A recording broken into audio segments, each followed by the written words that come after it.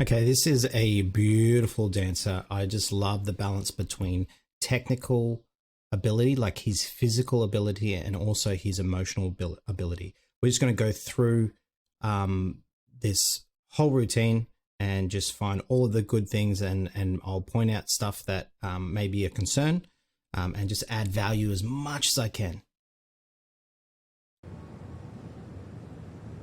He's in the zone.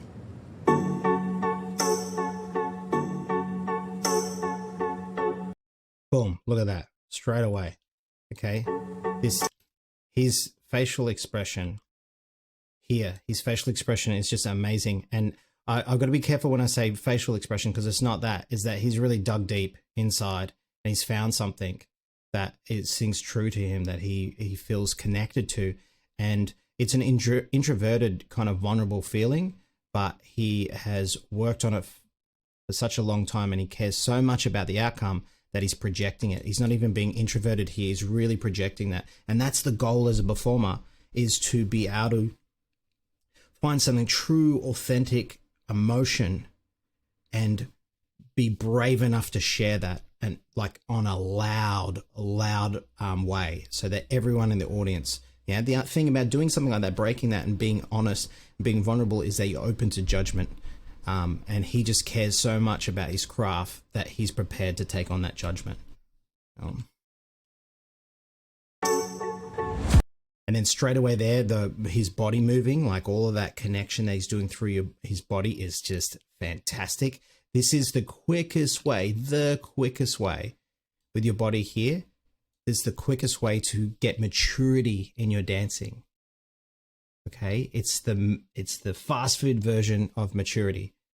So start really experimenting with your midsection if you want to be more expressive, and come across more mature. Nice, relaxed here too. So what you can normally see with people is that they get tension in their neck, especially when they're side on or upside down and stuff like that, where he is super relaxed. Yeah, and that's because he is working on using his core and is digging into the floor. Like, look how flat his feet are. He's really digging. You can see his toes there are digging into the floor. Okay, so you want that control if you want to be able to do dynamic movement, but not come across all stressed out. You know? And then he's being really delicate because he's going upside down. He's paying attention to the distance and what his hands are doing, so that he can achieve the goal of being upside down. Okay, so he's not just throwing himself into it, he's controlling. Yeah, and that's just a lot of rehearsal, a lot of strength training, all those types of things. Yeah, look at that control. He's bent his arms so they engage his muscles a little bit more to slow down the momentum, because he's coming up with quite fast momentum, and if he kept his arm straight, he would have had no leverage. So he's bending his arm here to get that leverage and engage those muscles and engage his core so that he can slow this down. He wants it to start going back this way a little bit.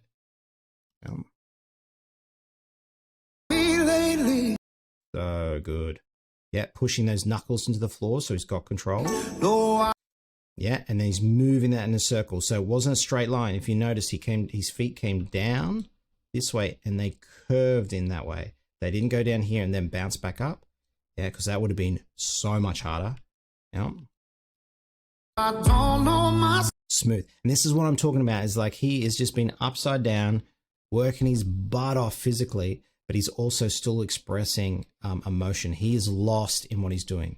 Okay, and this is what you want to do. Like, I know people say you bring him into your world or to push out and stuff like that. What I like to think about, if this is his own little persona, this is his own little feeling that it's got going on, you don't want to try draw people into it, because it won't be big enough. If there's 1,000 people here, that won't work, and he'll have to change his technique. And then also too, you don't want to be pushing it out, because it becomes artificial. We never push our intimate feelings out. They just be projected. So instead, what you want to do is that you want to make that bigger.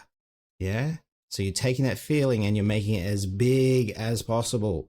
And this is how you start to draw people into your world. Well, drawing's probably not the word. It's how you invite them into your world. Okay. Cool. Okay, so he's doing a technique here. Yeah, and it's this hand. Okay, so this hand here, what he's doing, because I know what he's going to do next because I've already watched it, but he's putting his arm flat on the floor because he wants leverage. He wants control. Okay, you naturally would not want to do this with your shoulder. Okay, you'd naturally keep your hand over here, or you'd bend it up like this, where he's putting it out flat because he wants as much leverage from over here so that he can push his feet up.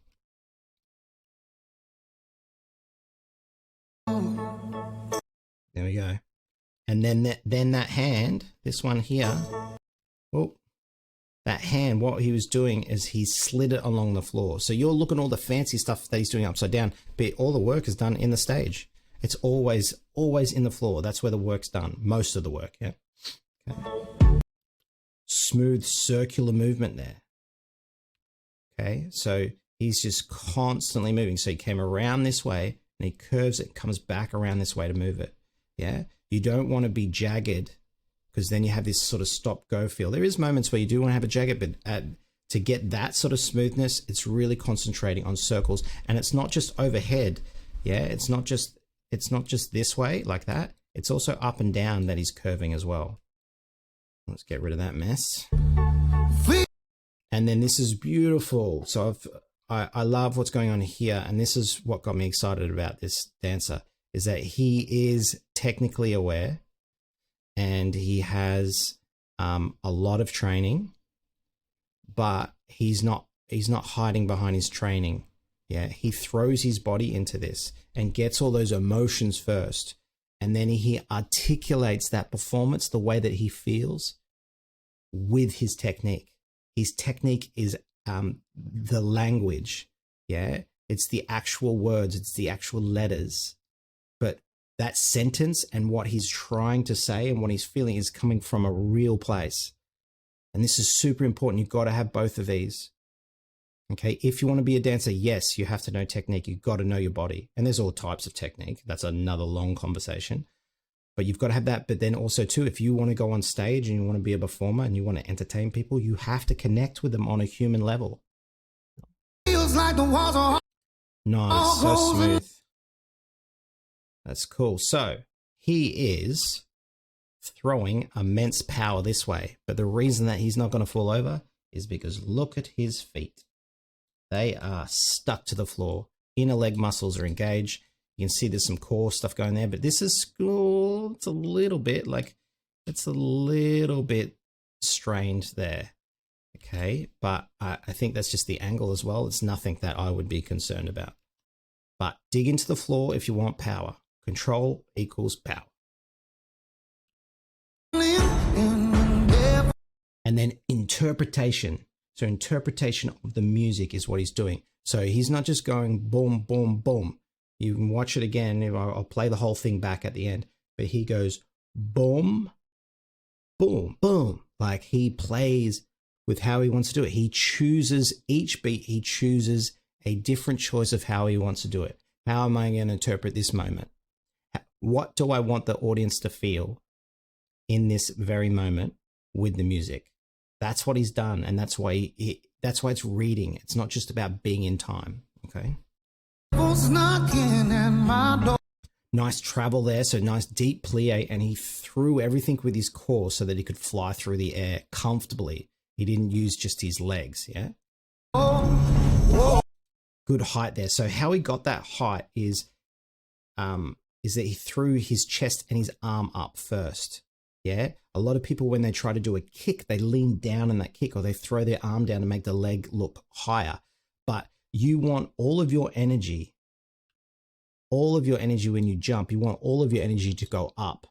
Yeah, so if your arm, your chest, and your midsection go up, and then your leg meets that, that's what you want.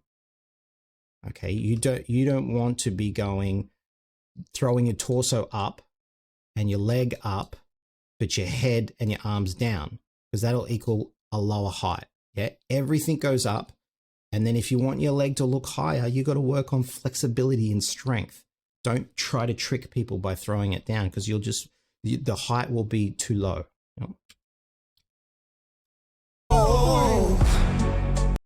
Okay, and this is what I love too, is he's just got like with his arms. So this is him here.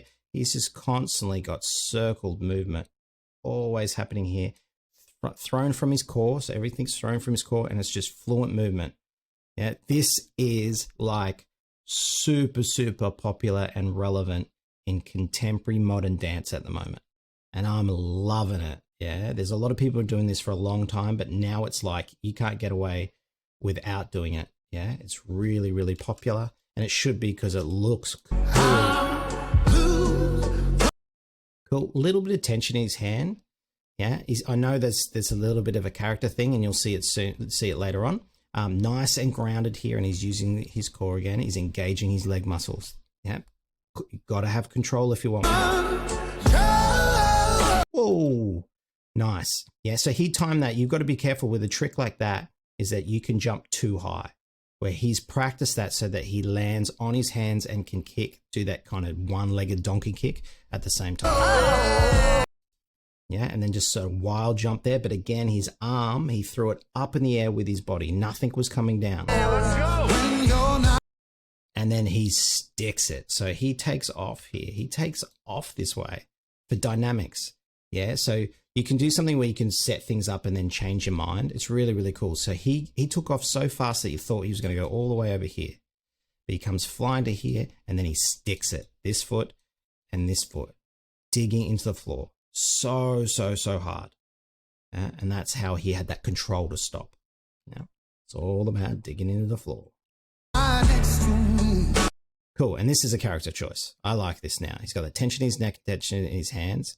Yeah, because he wants that person next to him. Yeah, I'm cool with that. Beautiful expression there. This guy is amazing. Yeah, it's coming from a real honest place. Yeah, you're breaking my heart, baby. And then again, paying attention to his hands, knowing exactly where it has to be. Yeah, that's a combination of practice, awareness, and strength. Like he's really worked on his strength to make sure he can do something. Cool. Even that handstand, he took the time, or himself and his teacher, his choreographer, took the time to like stylize his legs and his feet as well. So cool. It's cool. It's there. This is the only part where I felt it might have been a little bit pushed out emotion-wise, but he's super good. Nice dynamics there. So he sets it up. Okay, it's called contrast. So he sets up this really intense slow moment and snaps, totally turns it off and goes a different way. Yep, guess what he's going to do? Yeah, great. So when you're ever going to do a back salt like that, he doesn't bend his back too much. He throws his arms up and his hips up. That's how he got the height. Cool, a little bit of tension in his fingers there, but there's nice long control there. And he's really traveling while he's doing these dynamic movements is really good. Something else too is that his stagecraft, like where he is on the stage, he's not getting too close to the lights or making it feel like it's on one side of the stage. He's really paying that attention. He's practiced where everything needs to be so that it feels right on the stage. And even that turn, like the turn, I'm not a fan of people setting up the turn because then you imagine what that turn's going to be, where he's kind of dropped down the knee and sort of disguised it a little bit so the turn sort of come out of nowhere. Yeah, that's managing people's expectations. Cool. And just again, he can't do this coming out this way if he doesn't have control upside down. So he's really pushing his hands in the floor and he has control. He knows exactly where his weight needs to be. And then he's using circled momentum to get out of it. It's not a straight line. This is not a walkover. He comes out of it in a circle.